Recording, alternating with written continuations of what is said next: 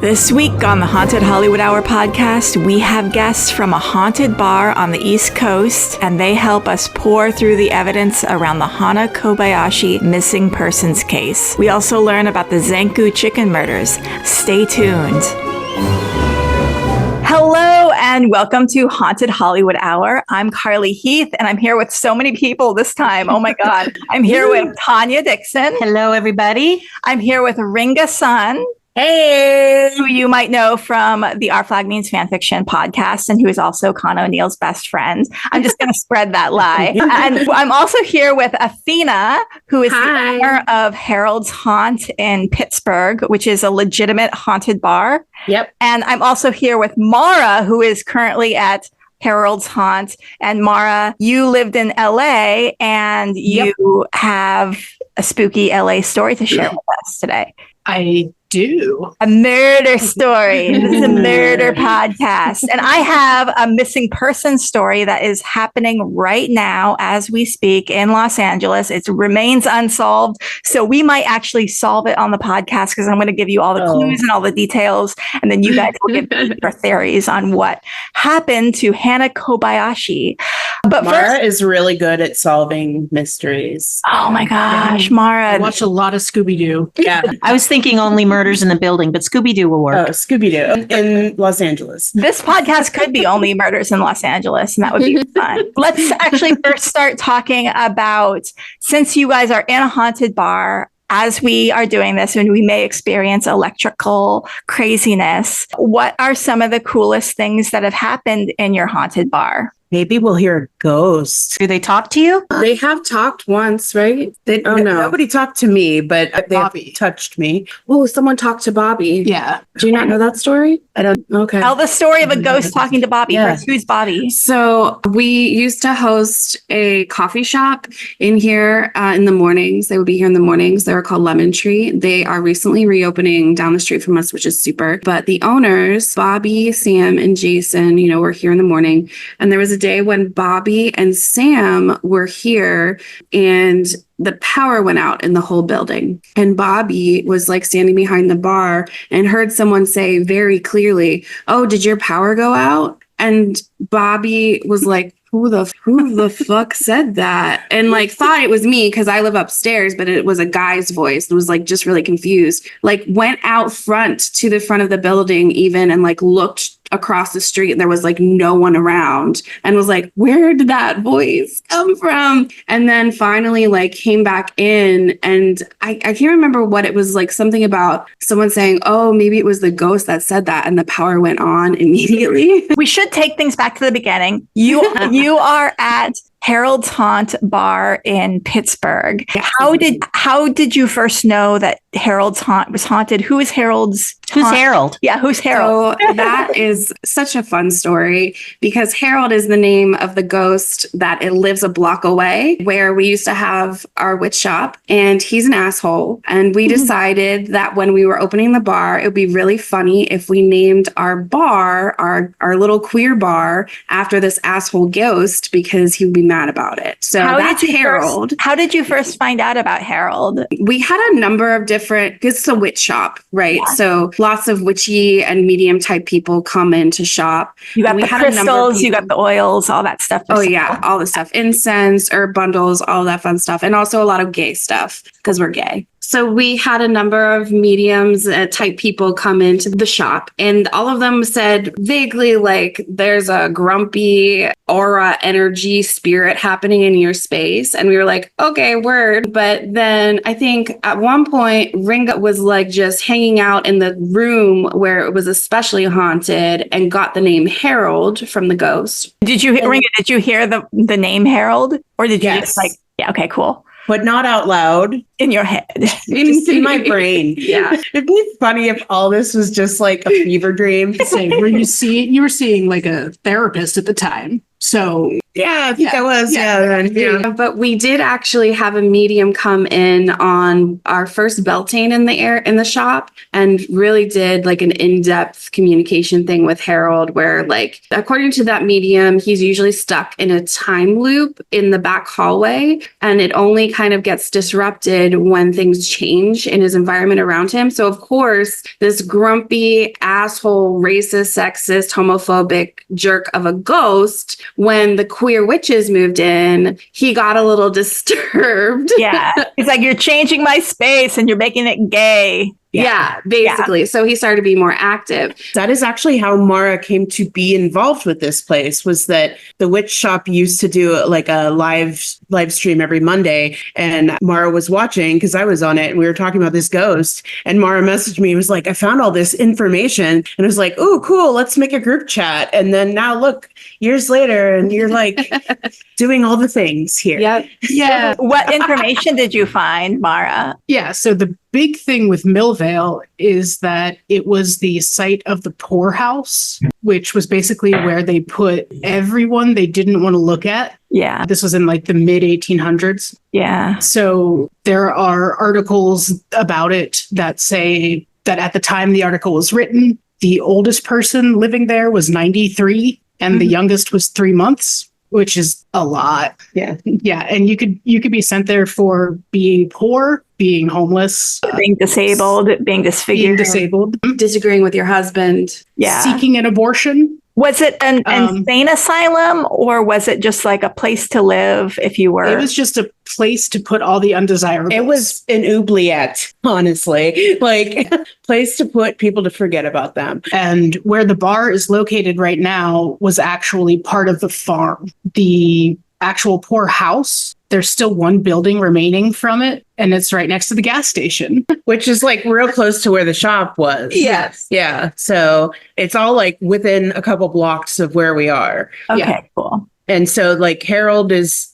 somebody that did not have a good time in life and is not having a good time in death and hates everyone that's not like a white man, basically, and hates the Irish especially. And Mara's Irish and Athena's Irish and I'm Irish. So, you know, everybody is just like his favorite people. And Athena was like, it'd be great if I name my they bar after this guy who is the worst. He's going to love that. And he can't come here. Right. Even if he wanted to, he can't. He's in a time loop. He's stuck down there. Yeah. Although, so his big thing was always like making electronics fuck up. Like he would frequently, as soon as I walked in the door down there, he would turn off my phone. Like my phone would just turn off. My computer would turn off. Just constantly stuff like that. My battery would drain immediately. So it was multiple devices for the skeptics out there. Yeah. Right. It was multiple devices. So no one can say, oh, the electricity was just challenged. And that's a big thing with ghosts is they drain your batteries. That is like phone his batteries. specialty though. Yeah. And like we were doing a podcast down there that was like a Pittsburgh ghost podcast and it kept shutting their equipment off. Yeah, like we got 5 minutes into recording the podcast and their whole systems shut down and we had to restart. And then later, and so Harold's not allowed to leave there, but I feel like he can leave handprints on us or something because so far we're doing this podcast. He hasn't. Yeah, thank goodness. He likes to fuck with me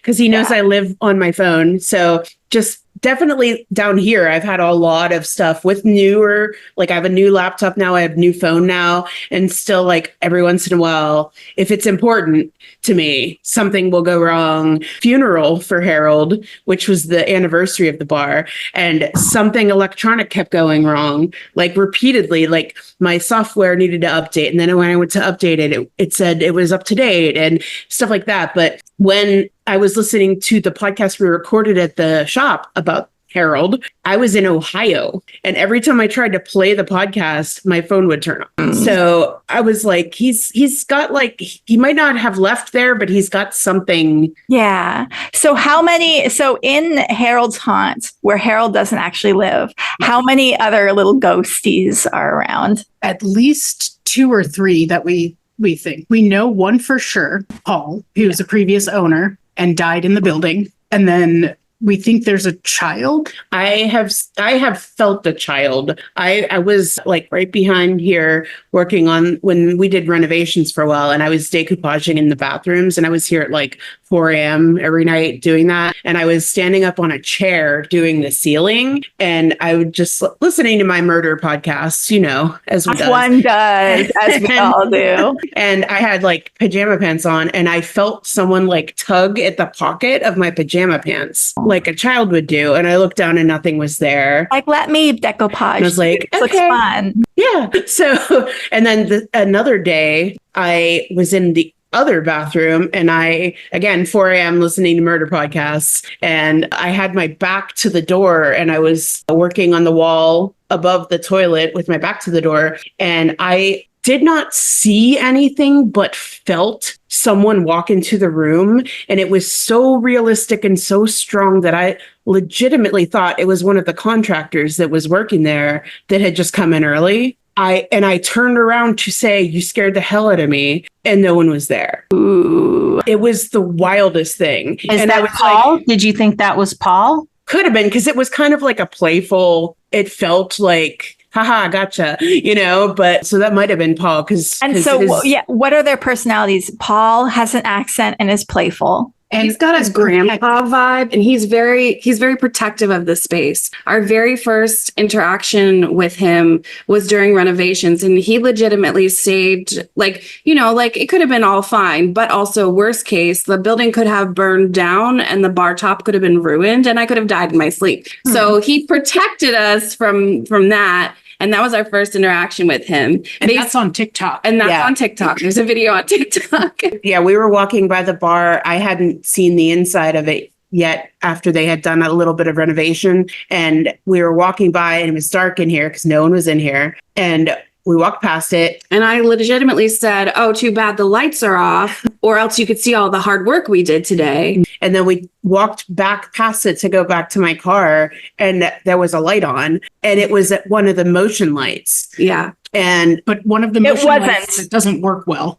Oh, okay. It wasn't one of the motion lights, or it was? It was one on the inside of the bar. Okay. You kind of had to hit a couple times to get it to work most of the time. So it was like a faulty one, but only on the inside of the bar. So like we wouldn't have set it off walking past it. And Athena freaked out because Athena doesn't despite owning a haunted bar. I don't love ghosts. Also great though, because they don't talk to me for the most part. And so I love that. See, I'm the same way. Here I am on a haunted podcast, and I'm like, yeah. No, I love them. I want to talk to them. And okay, so we met Paul, and who's the other ghosts? There's a child that the only thing that we really, aside from that interaction, is we did have some ghost hunters come in, and I'm not going to lie, I didn't love everything they said. But the one thing that I have headcanoned is they were using a little Ouija board, and they were talking to an entity that they thought was a child, and they asked, "Where are you from?" And the child said, "Mozzarella."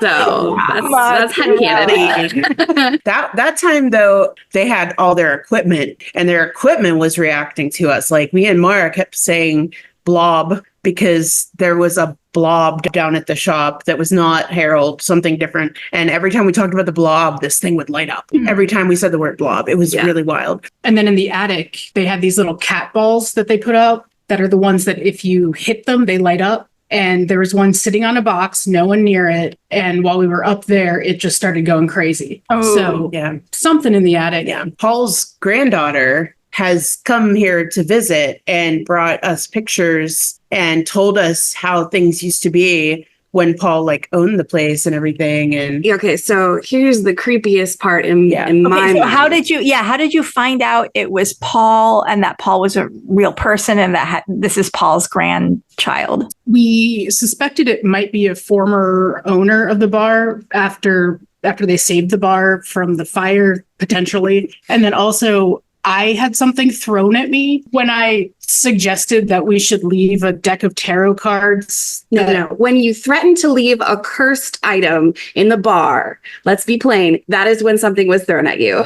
It's just a box of tarot cards that I got at an estate sale. And it's not sounding good already. But so Ringa and I were in here again at 3 or 4 a.m. probably talking about decor stuff. And I mentioned leaving that box in here. And I was standing behind the bar at the time, and 3 strainers jumped out of a cup at me. Yeah, as if to say, don't fucking leave that in my bar.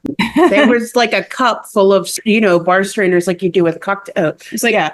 And they strainers just like flew out at her. I didn't see it happen, but like the cup didn't like go anywhere. Yeah. Like No. it just was very odd. And Mar was like, Yeah. what? I froze. I Yeah. was like, Ringa, verify I'm not touching Yeah. anything. It was very interesting. Yeah. And so you did some like research. So I researched the building, and we found that Paul had died here after owning the bar for, what was it, like 20 years? I think so. Something Yeah. like that. Yeah. So then we suspected maybe it's Paul, and it was kind of just a working theory. And Yeah. then Someone came in who had never been at the bar before, and we were fully moved in.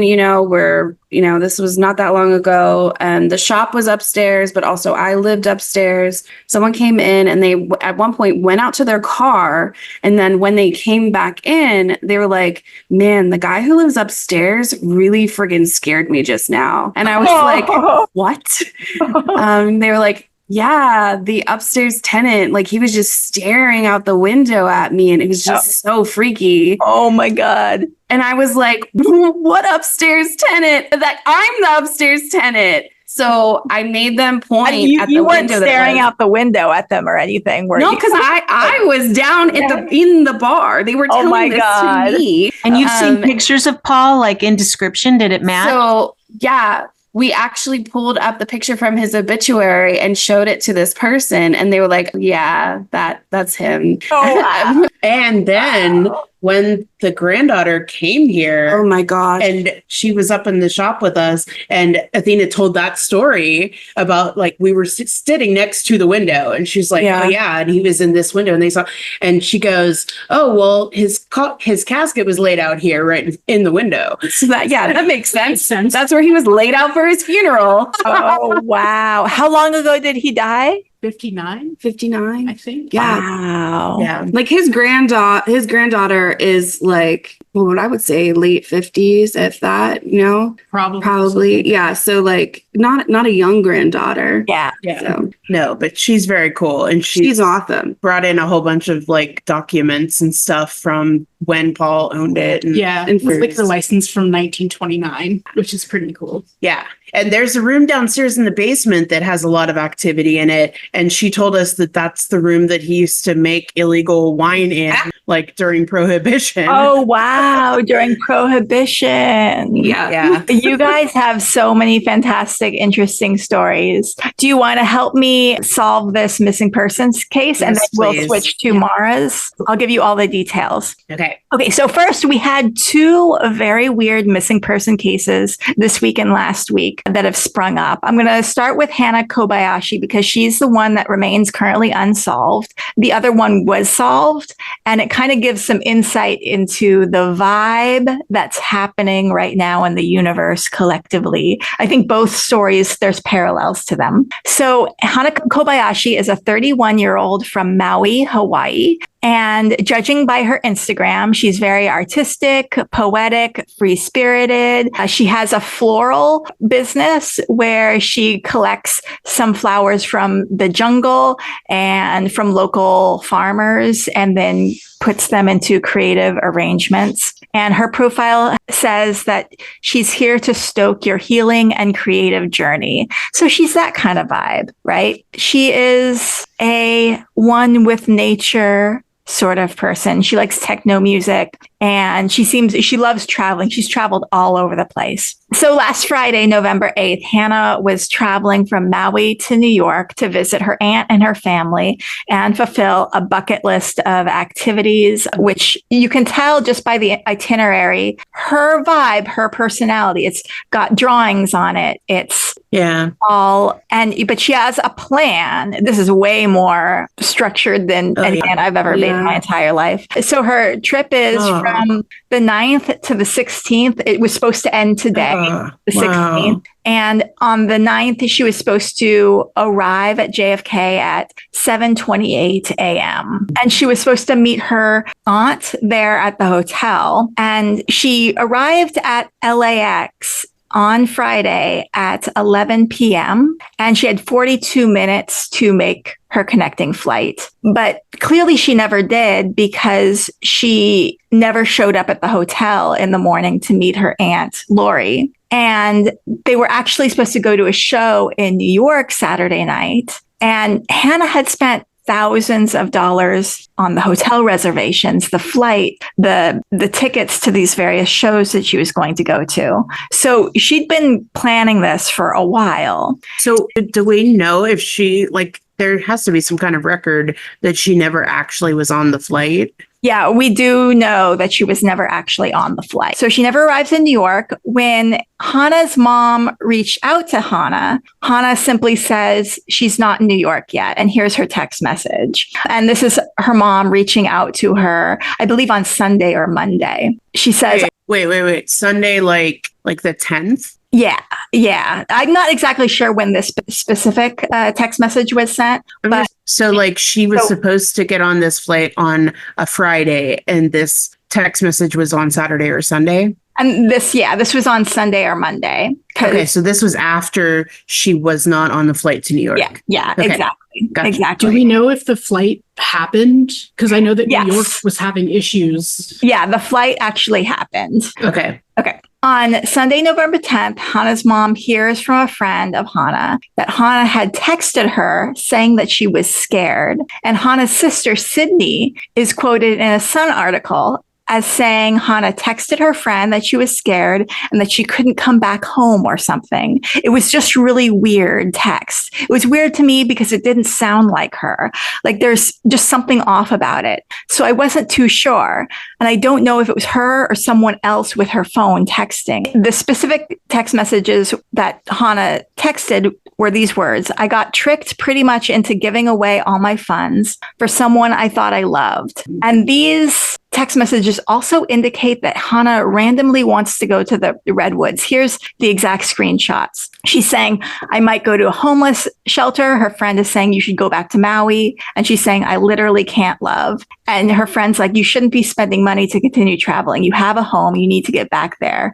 Yes, you can. And she says, I just need to rest. And I think I'll get better. And her friend's like, I'm really confused right now.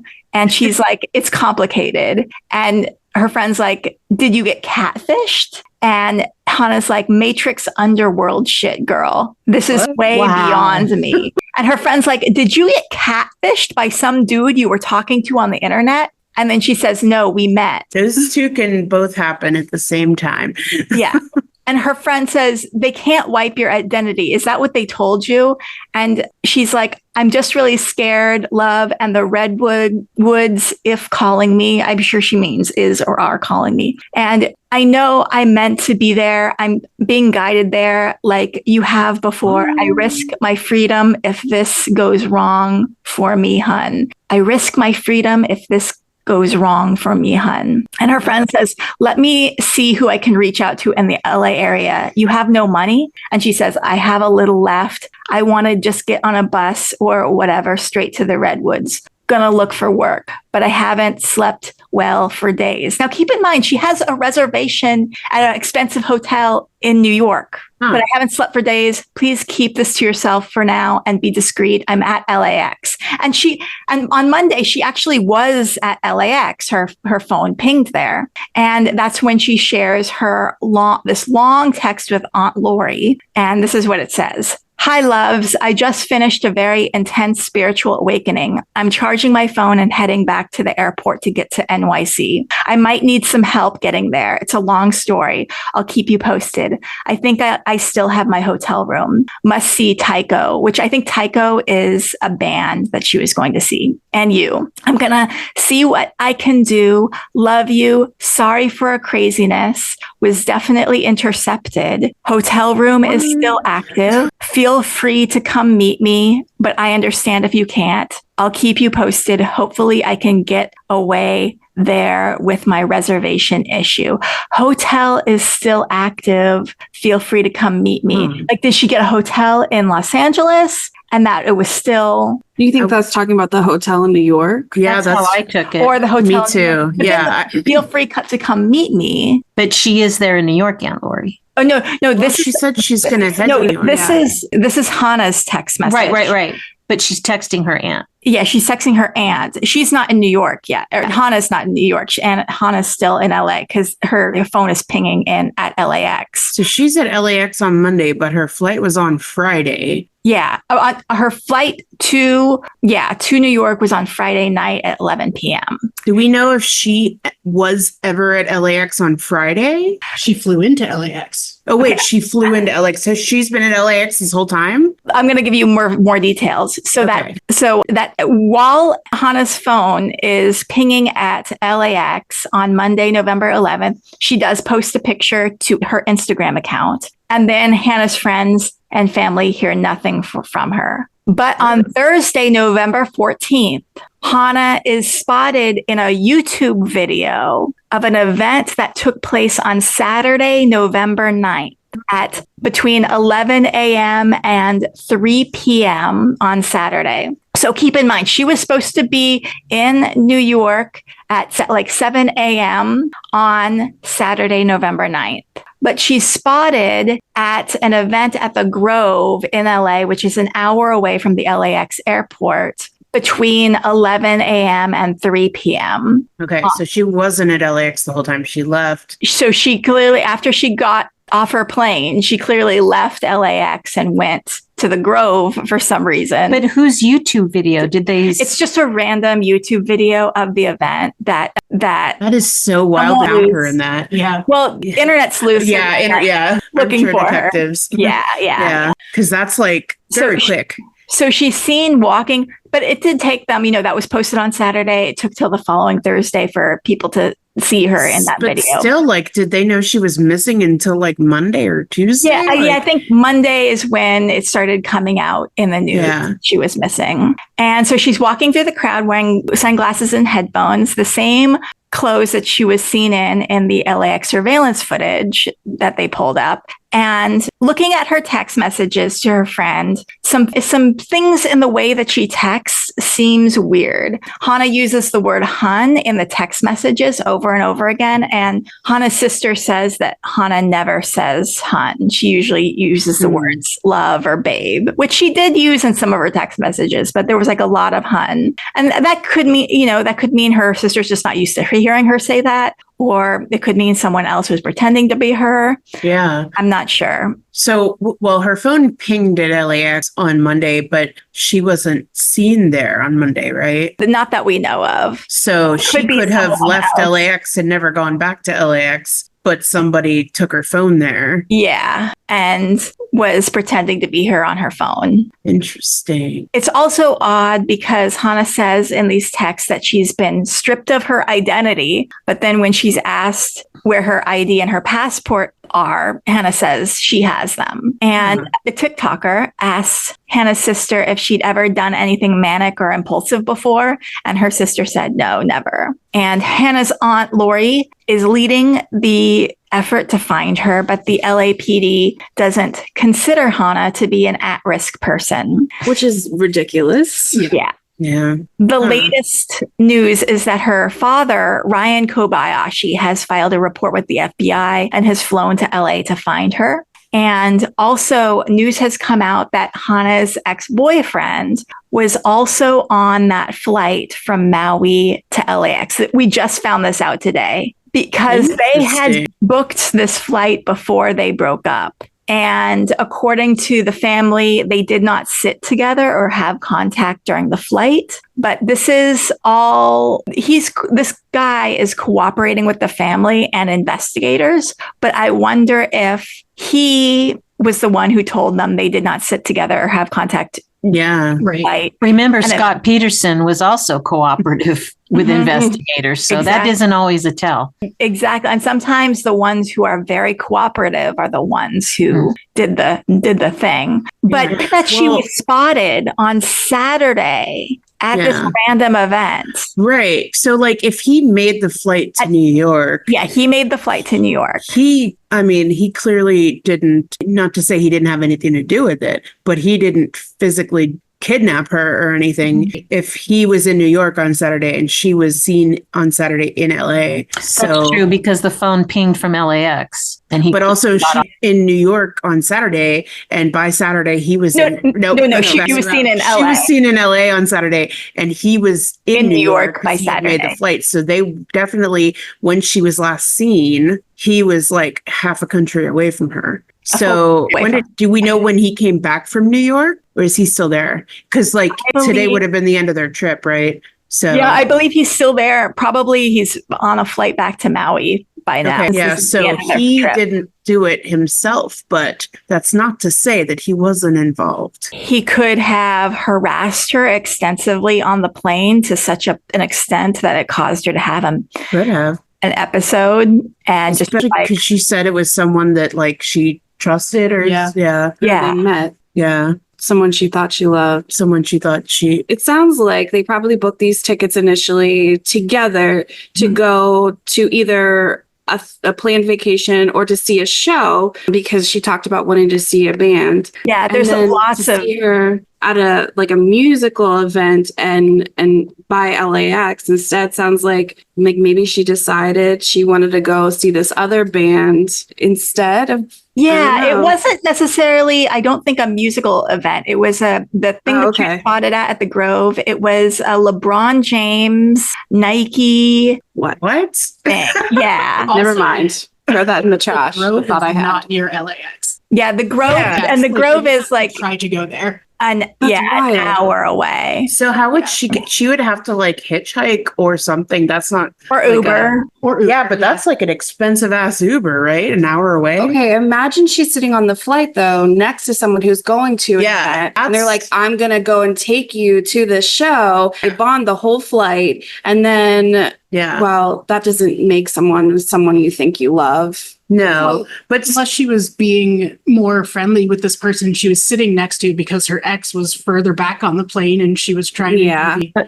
Remember, she also said we met. When the friend said, "Were you catfished?" and etc. I forget exactly the verbiage, but she said we met. So there's somebody she met from some kind of internet thing. I wonder if it was the flight from Maui to Los Angeles. 4 to 5 hours. Yeah. That's, like if you're sitting next to someone while your ex is on the same plane, you might want to bond and become good friends with someone and then derail your entire trip to go hang out with them. I guess she does seem like the kind who might be like, yeah, let's go do this event or whatever, like in a fun way. Yeah, in a fun way. Yeah. And also, but like, why not tell your aunt who's waiting for you? That is kind of weird. Yeah. Like, also, hey, by the way, slight delay. I'm going to be later than expected. I'm sorry. I know people don't say, but what if she knew her aunt would have been like,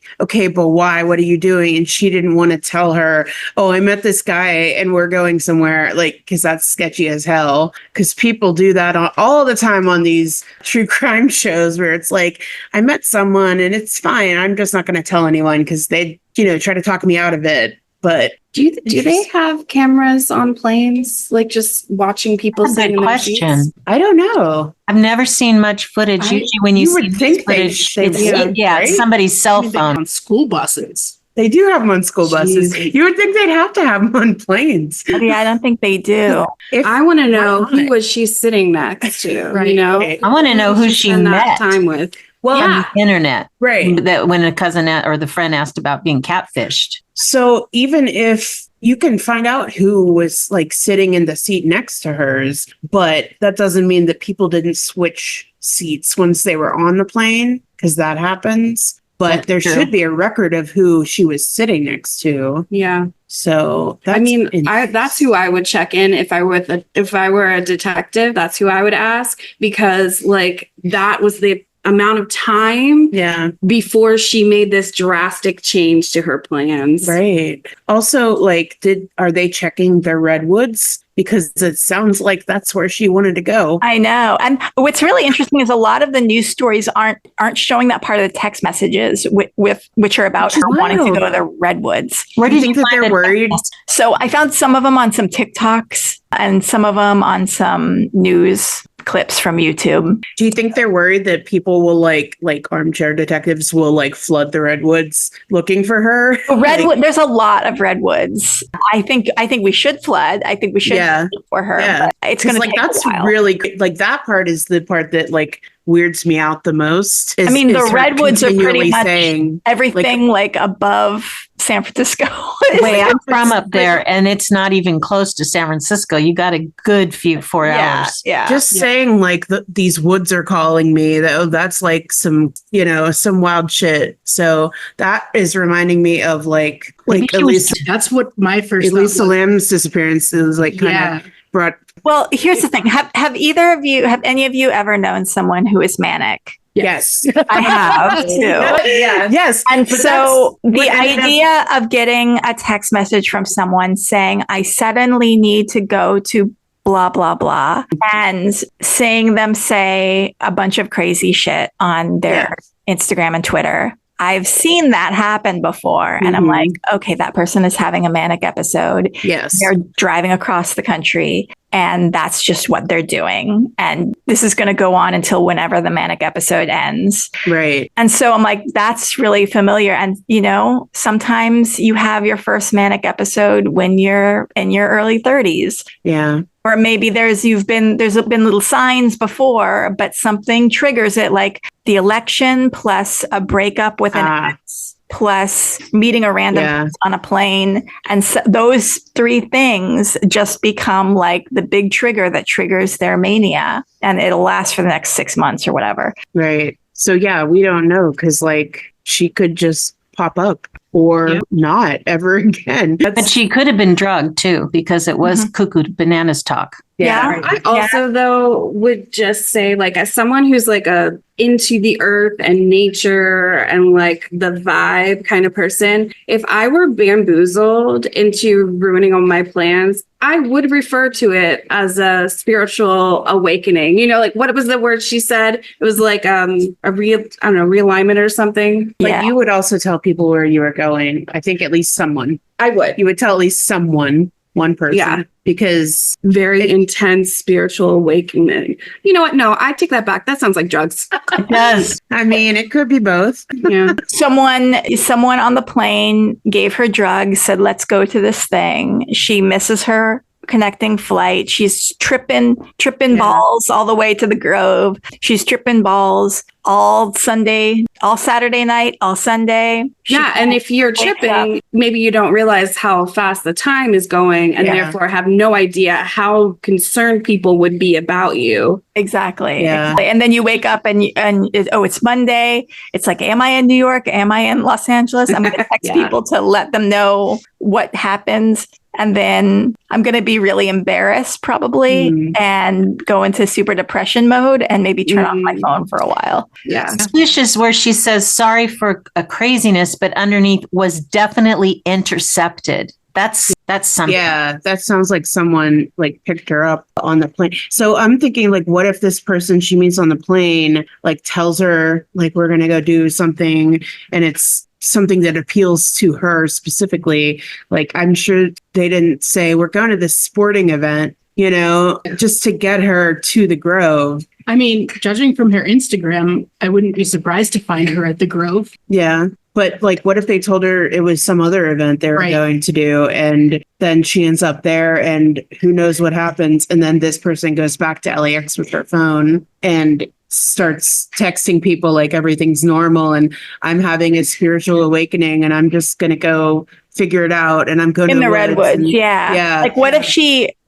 she was drugged? She went to the Grove. She partied with this new person and had an overdose and died. Yeah. And then the other person is trying to cover her tracks by taking the phone back to LAX, responding to people, and then giving the redwoods so that like they'll find her eventually. Oh, that sounds awful. Yeah, they threw her body in the redwoods in the hope that someone. Well, I have a feeling they didn't drive 10 hours to the redwoods with her dead body. I have a feeling they dumped her dead body somewhere in LA, but then are saying the redwoods just so that people will be misdirected. Yeah. I mean, and that, like you were saying, that's a huge area. If you say the redwoods, there's multiple places that could be the redwoods. Yeah. So So we have a couple options. She had a manic episode. I'm leaning towards she had a manic episode, and is actually in the redwoods. There's also she could have been drugged and by a new stranger, and this hopefully not dead. Yeah. But then there's the third option, which is drugged by the stranger and had an overdose and died. And this new stranger is trying to cover their tracks by taking the phone to LAX and responding to friends and family members, trying to sound like her and trying to divert them to the redwoods. I feel like it could be some combination of all that, like ex-boyfriend. Or the ex-boyfriend. Right. But to me, it would make sense. She's having like a manic episode, ran into this stranger who decided, oh, I can take advantage of this. Because she said, we met. If she was in a manic state, I could see her thinking they're closer than they are. And then this person like takes all her money and stuff, and she's kind of lost about what to do. Yeah, which is why like it would be so frustrating to be having missed your flight, know that you have a luxurious hotel room on the other side of the continent and like no money and nowhere to stay where you are. Mm-hmm. I'm not gonna lie, because she talked about maybe going to a homeless shelter. Yeah. Like that means you have no money, you have nowhere to sleep. But also, if you had a little bit of money, sleeping on the forest floor of the Ridgewood might sound appealing. Honestly, what about just like sleeping on the floor of LAX airport? Yeah, that would be the most right. Like, yeah, no, not LAX, but I have slept on the airplane floor. Yeah, no, it feels gone. Like after a certain point, because she ended up at the Grove, I don't think she was at LAX all that long. No, she ended up at the Grove, and why would she go back to LAX? Well, she did. Her phone was pinged to LAX on Monday. Well, I would go back LAX if they didn't have to. Well, if she missed her flight, she might have thought, if I go back and I didn't get my flight, maybe I can rebook a flight to get me to New York. Or what if her phone never left LAX? Because what if this whole time, whoever had her phone's been texting from it and she's at the Grove, but like... Not with her phone. Not with her phone, yeah. That's an option too. There's so many possibilities. Yeah, we spent longer on this than I anticipated. I wanted to get to Mara's story, but I will just share a brief, very short story that paralleled this, that all happened at the same time that all this was going on. Chanel Banks, who is an actress who can be seen in a reoccurring role on Gossip Girl, was reported missing by her mother and cousin after not being able to contact her for a period of time.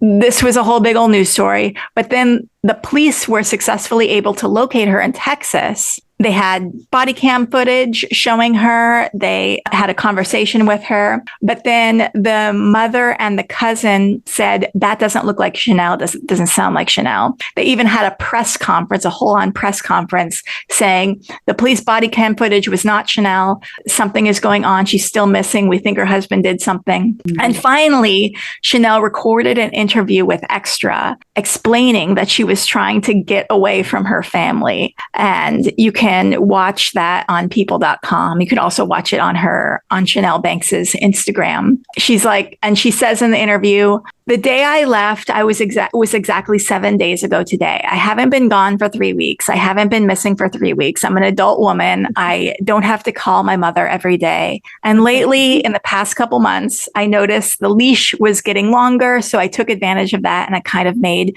preparations to head out, so to speak. And I think that's what really bamboozled her and got her upset. Chanel says that she's tried to escape in the past to no success, and that her attempts at having her family leave her alone were never enough. And she released a statement to the police saying, my name is Chanel Banks. I'm 36 years old. And for my entire life, I've been silently carrying the pain of the ritual, abuse, manipulation, and outright endless torment I've endured continuously since I was a defenseless baby at the hands of my own so-called family, who are all very concerned about my current whereabouts. They say, once you're free in Christ Jesus, you're free indeed. So I told my husband 6 days ago I was going to get baptized by one of my favorite pastors Pastor Robert Clancy. He drove me to the airport and then I was off for a week, but I also saw it as an opportunity to escape my cage. And on Sunday the 10th, the same day that our Hannah Kobayashi was gone, there was a 3-day repentance revival in Texas, and it's been dubbed the End Times Prophetic Gathering. So, what I take away from that is that this guy was one of her favorite pastors. Yeah, that's he has my biggest question. but the idea that both these women went AWOL, you could say, on a spiritual journey, on Sunday the 10th. What was going on astrologically on Sunday the 10th? Oh gosh, it was a Mars-Pluto opposition happening. It was Mercury and Sagittarius. I'll have to see where the moon was. But you guys have all been noticing the vibe has been a little while. Has been a certain way happening. Yeah. Here. Yeah, indeed. I should have looked specifically at the astrology on the 10th, but that both these women are doing a thing on the exact same day it does make me think that Hannah had a manic episode and that she's on her spiritual quest. It's just like really also the sentence that she said was like, I'm a 36-year-old woman and a nobody. I'm like, if you have a reoccurring role, she was in six episodes of Gossip Girl. But still, that's not a nobody. I've never been in an episode of Gossip Girl. Yeah, we're nobodies. Oh, I'm not nobody, but it I was never a her Gossip Girl. Her conversation, you're right. You're right. That was some very weird wording. Also, if you're married, how is your mother or your aunt or your cousin still keeping you in a cage? You're living with your husband. I don't get that. It sounds like if you listen to her her interview that's on people.com, she talks a little bit more about it, but it's like her mom wanted to talk to her on the phone like all the time and she couldn't get away and she'd have to be like, oh, my husband's home. I've got to go. Oh my God. And anytime that she would try to like not call her mom back, the police would be there like checking on her. That sounds so much like my half of my family that I'm estranged from for this reason. So good. I hope you lose them. Good luck, girl. The joys of no contact. Okay, so I spent way too much time talking about my story. I'm going to edit it down substantially because I'm excited to hear Mara's murder. Tell us about your murder, Mara. So this is one you may have heard about, but it's the Zankou Chicken murders. No, I haven't heard of the Zankou Chicken murders. Let's learn about the Zankou Chicken murders. Zankou Chicken can be delicious with the rice and all, but it's my favorite. I'm vegan, so yeah. Well, you guys are all like glaring at me now, but yeah. Anyway, no, I've got great news. I'm a vegetarian. So got you. Zankou Chicken, if you don't know what it is, you're missing out. It's an Armenian, Mediterranean, fast food-ish chain that's in Southern California. And you can basically get half a chicken and rice and hummus. And they have really good falafel. Oh, I love falafel. Really good. Yay, so falafel and hummus for the vegans. So we can go there and get murdered. Well, no, you'll be fine. The most important thing is the sauce. They have this garlic sauce. Oh, that's the bomb. That is the bomb. It's the best. Like, I've had dreams about this sauce. Trader Joe's has one that's similar, but it's not really the same. Well, I got to look into that. Can you still eat this chicken? Yeah. You can? I mean, that was the other thing is it's gluten-free? Gluten-free. The only thing with gluten was like pita. Oh. And so. All right. Chicken place that vegetarians and gluten-free people can eat at. I can even eat the falafel because they don't fry anything else. Nice. I miss this place. All right. But yeah, so this sort of ties into what you were just talking about shitty family stuff because that's what it is. Yeah. All right, let me see. Some bonding time for people with shitty families. Yeah. Bonding in this case is an interesting word. Yeah. Well, one thing that us kids who come from trauma is we love our murder stories. If you got the sickest story possible, we're like, oh, give us that 666 story because it helps us dissociate from our real lives. Yes. Yeah, it could be worse. All right, so a level history. of 0 or 1 to 10, how sick is this story? Oh gosh, what the scale even? 10 10 is Jeffrey Dahmer, I feel like. Yeah, We're that's not what I was there. gonna say. Yeah, we're not at Dahmer. One is like a cozy little murder. Like, Oh, the whole scale is murder. Yeah. what's a cozy murder that's kind of like a comforting murder? I feel like a cozy. I feel like like a 19th century Well, I don't know. What about a murder of a person who deserved it. or Yeah. someone who's very old and doesn't want to be on, life support anymore? That's a cozy murder. Yeah, Legally. but Why did my mind go think of an old immediately lady to someone who deserves it, and then me think Aileen Wuornos? Number one is killing all the men. who deserves Some of us don't want that. it. Wait, Arsenic and old lace. That is a cozy murder. Okay. There you go. yeah, I was just picturing like a 19th century lady with a hat and a big pin in it, and she just stabs some man. I mean, That's a cozy murder. yeah, my brain kind of went to Belle Gunnis, who was a serial killer who just killed a lot of dudes and fed them to her pigs. Oh But yeah, that's like a nice old Yeah. cozy murder. that's good. That's like like a little- that's like the pre-Aileen Wuornos. Yeah. They walked so that she could run. So that she could drive a truck. Anyhow, Yeah. So Zankou Chicken was first opened in 1962 in Lebanon, and it was opened by the Iskandarian family who had fled to Lebanon from the Armenian genocide. And in Lebanon, it was basically just two people. It was Vartkis Iskandarian, who just cooked chicken all day, while his wife, Margaret, I'm not sure, I've seen both, made the sauce. Ooh, she made the sauce. The sauce, which please confirm in my notes, it's all caps. the song. The sauce. Sauce, as it should be. Yeah, it's so good. So good. So the sauce was a secret family recipe and they were busy. Like it was a really popular restaurant because there were so many people who had immigrated. And then like a majority of Armenians did, they moved to LA, which is, if you don't know, it's got the largest population of Armenians outside of Armenia. Yeah, Glendale does, where we are right now. So we are in Glendale at the moment. I realized that when we were doing this, I was like, wait a minute. Ringa said that they were in Glendale. Yeah. So this is like super local for you. Yeah. So you could go get a falafel, like I can walk down the street and go to Zankou's Chicken. And it's about the murder. Mara's so jealous. I am. You could get a Zankou Chicken and In-N-Out French fries. I'm getting really hungry. I didn't have much breakfast. This is rude. What's happening now? Now I'm thinking about double doubles too. Okay, whatever. So they moved to the LA area, and in 1983 they opened up the first American location, and it was partially run by their son, whose name is Mardiros. I might be mispronouncing all these names, and I apologize to Armenia. And to Glendale.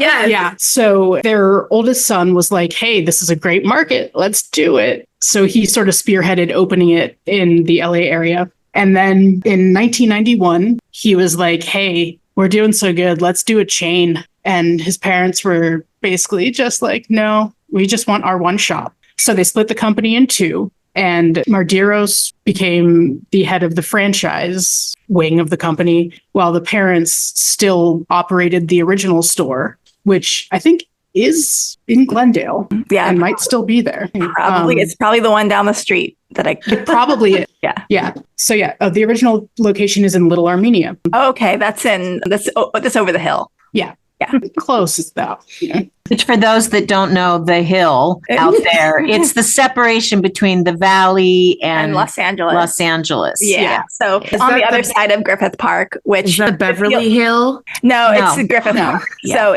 No, that's on the other side. it's basically like it feels like the valley is a different world from LA proper. Is that the hills, like in the hills? No. This is like the Hollywood Hills. It's basically the sign The that Hollywood the Hill? hill that has the Hollywood sign. Oh, okay. I know Yeah. that hill. That's Yeah. one of the three hills I know. What are the other two The hills from the hills? from the hills Okay. and Beverly Hills. That's the three in Los Angeles. I've never been to LA. I thought you meant in general. You I don't know. I know plenty of hills. I was like, I where have grown up are in you? Pittsburgh. Yeah. There's a hill every. Murders. Back to the murders. I'm sorry, murder. To the chicken murders. Yeah. So about a year after that happened, Vartka's grandfather or father died. The chain was wildly successful because The sauce. which was still made by the mother in secret. Oh, Yeah, So like only the mother really knew. making sauce. yeah. I mean, I think she had it written down somewhere, like in one a would hope. right, like in an envelope in a vault that was hidden in it. I don't know,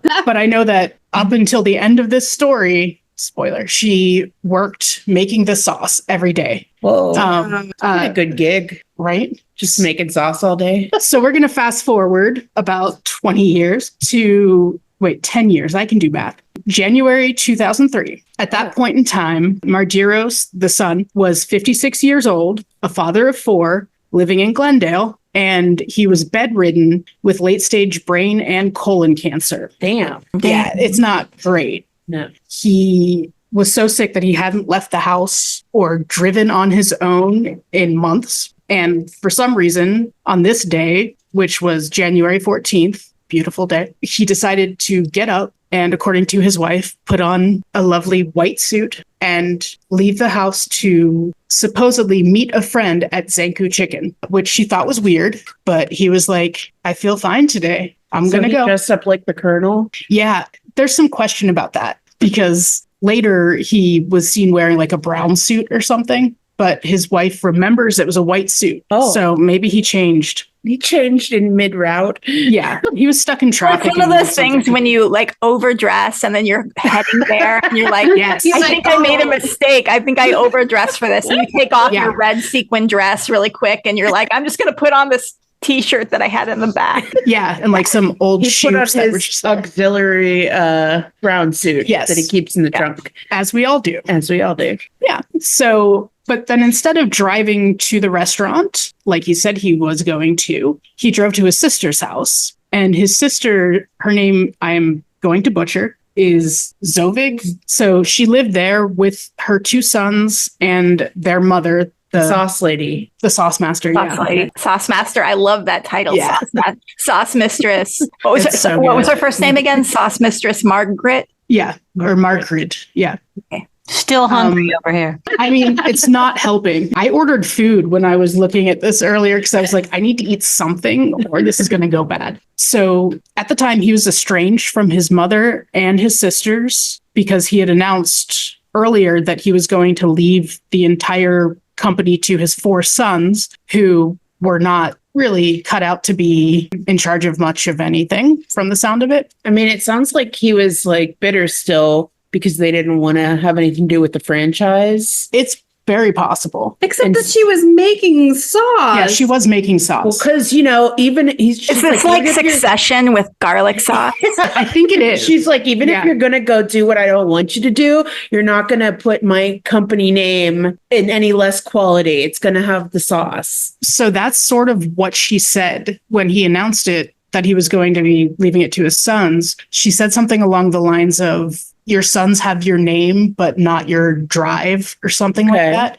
Like it was very much, they're not worthy to carry on our family sauce name. Right. Okay. Okay. Yeah. So, It's very dramatic. You are Oh, not it- serious sauce people. Yes. yep. And she had at the time been living with him and his family. And then there was some incident with a fire shortly after that. And I'm not sure exactly what happened there, but he, I guess, had decided he wasn't speaking to her anymore, tore up a picture, set half on fire. Oh shit! And then later that room burned down or something. He set half of the picture on fire. He tore it in half, the half with her. It was very like dramatic breakup kind of feeling. Yeah. After that, she was like, okay, fuck this. I'm going to move in with your sister. So Fair. she'd been living there, right? I would too. Yeah. So she'd been living there for about a year and they had not been speaking that entire time. He had also not been speaking to his sisters or nephews or anything. He knew that the end was near For him. For because him. he was dying. for him because he was dying. Yeah.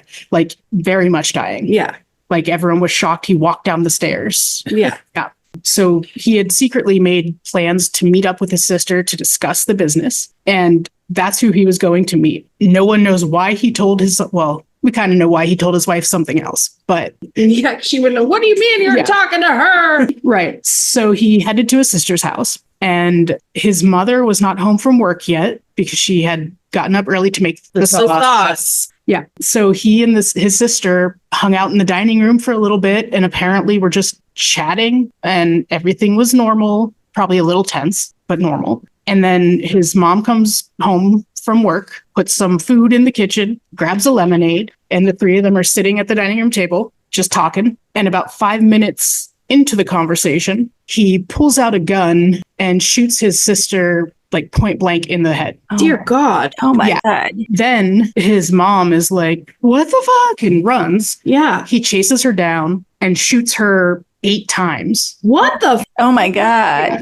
And then he like looked up, realized one of his nephews was watching, which to me is the saddest part. I mean, it's all sad, but like watching your uncle do something like this is horrifying. Yeah. So he saw that and then just calmly walked over to the couch, sat down and shot himself. Oh, dang. Yeah.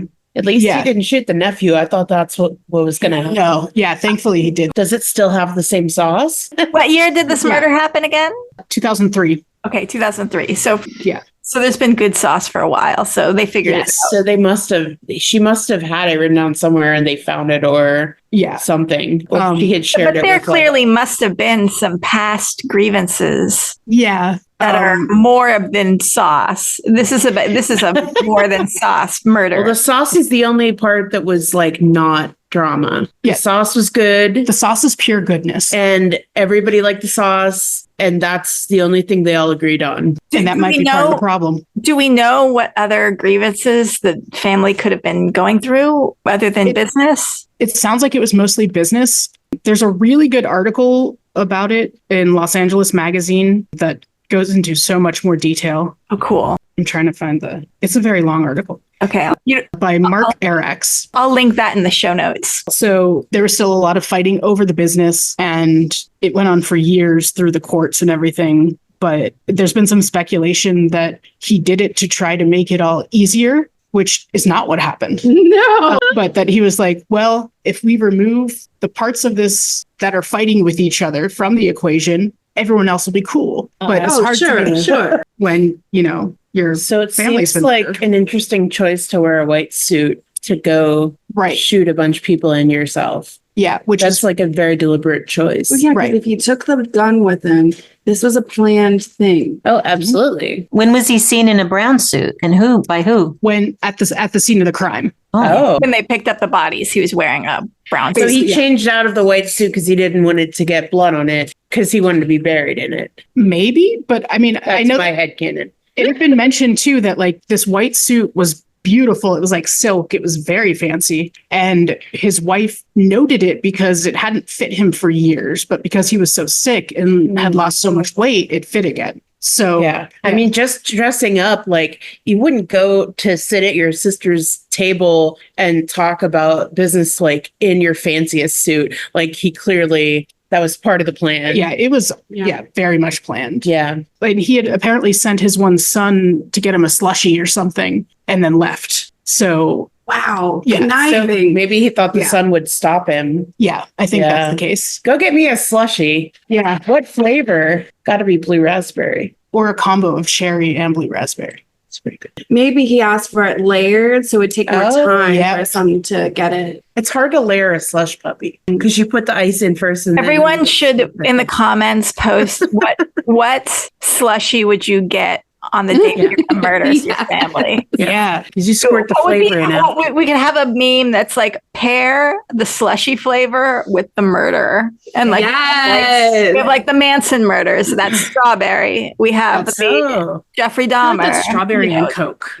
That's like The Coke. Manson murders. That's like strawberry. Manson That's like murder what? blue raspberry. Give us So your like that's an favorite icy. murder / slushy combination. Right. So what slushy goes with garlic chicken? Everything. So how do we wrap up the story? Where do we end the story on? Yeah, now you guys can go live to the chicken place Yeah. while Mara watches you eat. And cries. We'll FaceTime you, Mara. Yeah. I truly wonder what would happen if you did walk in and asked about this. Like, do you think they'd be mad? I think Probably. they'd I don't spit know in that our they would food. I think the people who are being paid minimum wage to work there are probably just like, this is a Zankou Chicken. Yeah. What would you like for your order? Do you want extra? Is this sauce? to go? Yeah. Because like maybe it's not a commonly known. I didn't know about it You guys said you after I didn't was know about addicted to it? this chicken. You, Carly, and No, I've never heard I of had never it. heard of the story. No. no, and you guys live there, so And I'm a fan of the Zankou Chicken food. well, now you know its dirty secret. Yeah. This is a great way to promote, your podcast, even just like make a little QR code and be like,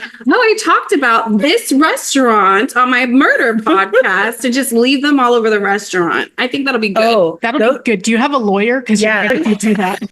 go to the restaurant and like tag the shop on Instagram with the link to the podcast. Yeah. In the food department, I will say the sauce is really good mixed with the hummus. Oh my God, you mix the two together. Have you guys So- ever done that? The sauce is like vegetarian. The sauce is vegan. The So- sauce is vegan, Carly. I Don't know know I'm going to what's in have to it. check this place out. I'm Yeah, excited. the recipe is secret because it's fluffy. It's more. It's like a paste, but not. It's light. All right, I'm It's really- going yeah. to LA. It's like it's sort of like really fluffy mashed potato texture Oh almost. my God. And it's I've never been there, but I'll go So for good. this garlic sauce. so good. And the murder. And the And the murder. murder. There's lots of murdery things I would like to see in LA. And so we'll Sauce. wrap this up. Is there any more commentary about Zankou Chicken that we want to get to? I It's feel like we would delicious. just continue talking about sauce. I'm just hungry. Yeah. What's coming up? What are you guys looking forward to? Well, our favorite biannual event is happening in less than a month, and it's the spoken word pornathon. And at Harold's Haunt in Pittsburgh. It will actually not be at the bar. It will be down the street, but very close to the bar. But also, you can get a virtual ticket and watch it anywhere in the world. You could sit in Los Angeles Yeah. eating At Zankou chicken. You can Yeah. go to a Zankou Chicken and open your laptop and watch Athena reading porn. And so With explain housing, how the please. pornathon works for those who are unfamiliar with it. Athena? Yeah, okay. So I don't read smut and I don't read fan fiction. That's just my life. I was also like, I'm just a person who blushes very quickly when people talk about sex, which is, fine. And for some reason, I thought maybe it would be a good way to raise money for the Queer Resource Center of Millvale to have people give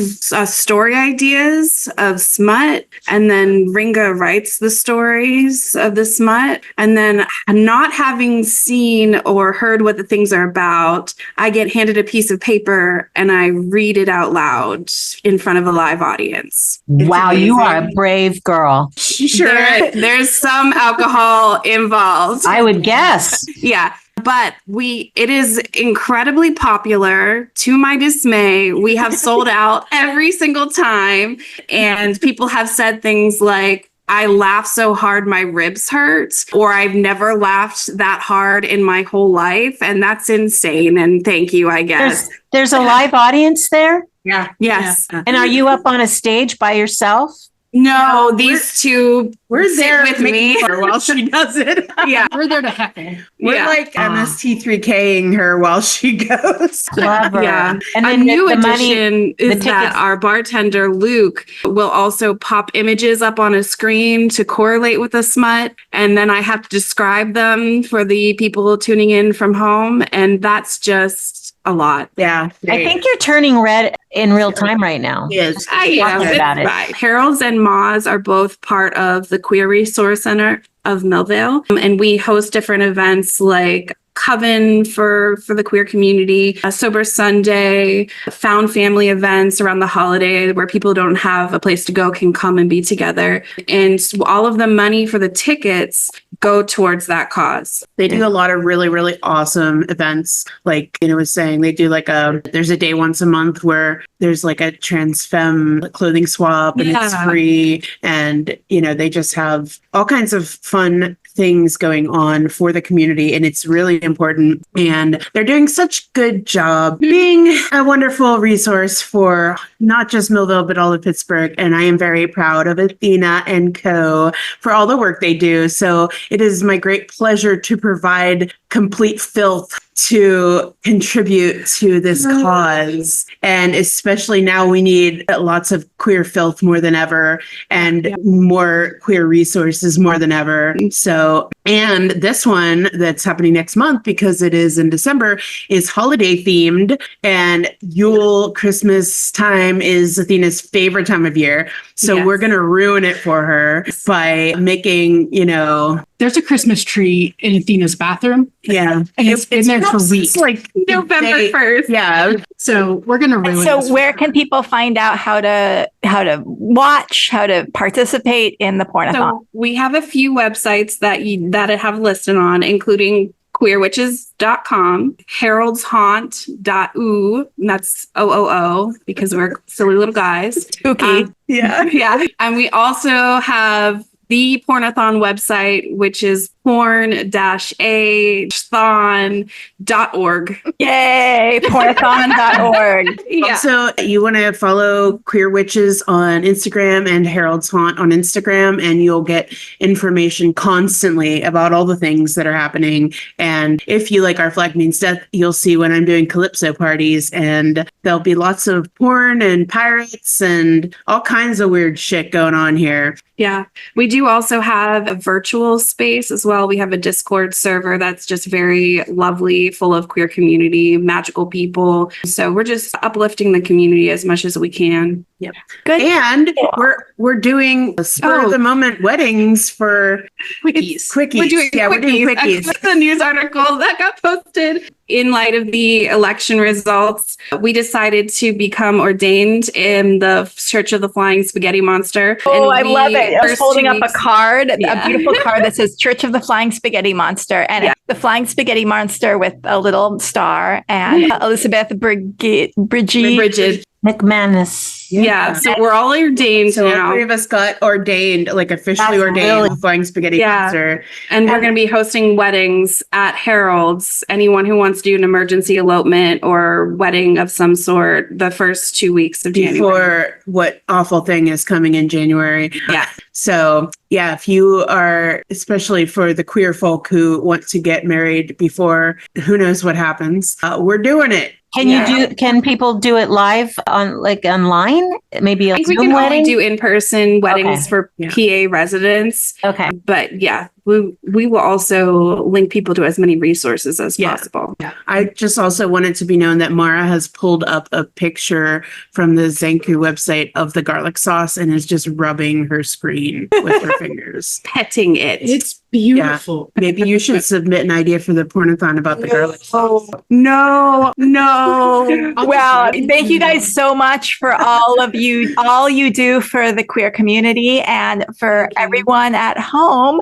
Definitely be sure to follow Haunted Hollywood Hour. Yes. Haunted Hollywood Hour podcast on Instagram, all one word, and subscribe to us wherever you get your podcasts, and be sure to give us a little star rating and a review and tell your friends, because right now we have like 4 listeners and we'd like 5 would be great. I mean, you've only had like 2 official drop dates so far, right? Yeah. You had the one with all of them, and then you had the latest one. Yeah. You have like I've double the listened to all of them. listeners that Yeah. you do episodes. Yeah. That's so big. Well, Dare to dream. our Flag Means fan fiction kind of blew up because we got the Con O'Neill bump. And Haunted Hollywood Hour hasn't really had a celebrity endorsement as you heard. So we have to find our audience organically. Well, what you need to do for this one is just tag Zankou Chicken all over the place. or not, as the case may be. And Yeah. Thank you so much for having us. This was Thank you super guys fun. for being on the fun. show. And if anyone has ideas for other murders or mysteries or Hauntings. that you want us to talk about, write in to hauntedhollywoodhour@gmail.com and we'll cover it on the show. Yay. Bye, you guys. Bye.